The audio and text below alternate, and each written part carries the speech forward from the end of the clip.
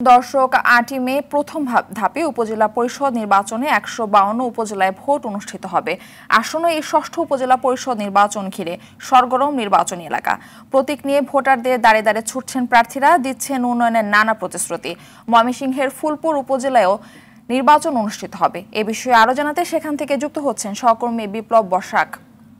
বিপ্লব, নির্বাচনী প্রচার কেমন জমে উঠেছে জানাবেন?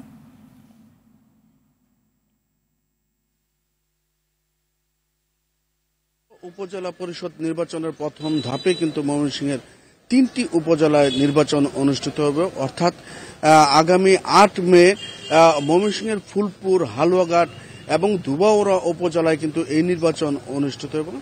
যেহেতু নির্বাচনের আর মাত্র ২ দিন পরে নির্বাচন, তাই কিন্তু প্রার্থীরা কিন্তু দিন রাত পরিশ্রম করে যাচ্ছেন। তারা এই তীব্র তাপদাহের মধ্যেও কিন্তু তারা ভোটারদের দ্বারে দ্বারে যাচ্ছেন, উঠান বৈঠক করছেন, নির্বাচনী প্রচারণা চালিয়ে যাচ্ছেন, নির্বাচনী জনসভা করছেন, মিছিল করছেন। কোথাও কিন্তু থেমে নেই তারা কিন্তু ভোটারদের দ্বারে দ্বারে গিয়ে উপজেলার সার্বিক উন্নয়নের প্রতিশ্রুতি দিচ্ছেন।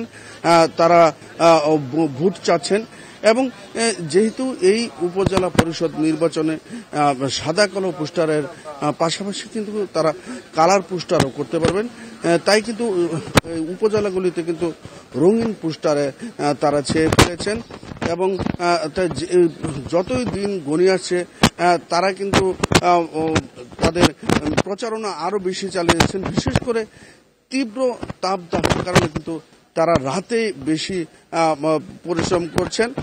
আমি যদি বলি মারফি, এই উপজেলা নির্বাচনে ফুলপুরে ৫ জন চেয়ারম্যান পদে, ৩ জন ভাইস চেয়ারম্যান পদে এবং ২ জন মহিলা ভাইস চেয়ারম্যান পদে, এবং হালুয়াঘাটে চেয়ারম্যান পদে ৫ জন, উপজেলা চেয়ারম্যান পদে ৫ জন এবং ৩ জন নারী ভাইস চেয়ারম্যান পদে, এবং দুবাউড়া ৫ জন চেয়ারম্যান,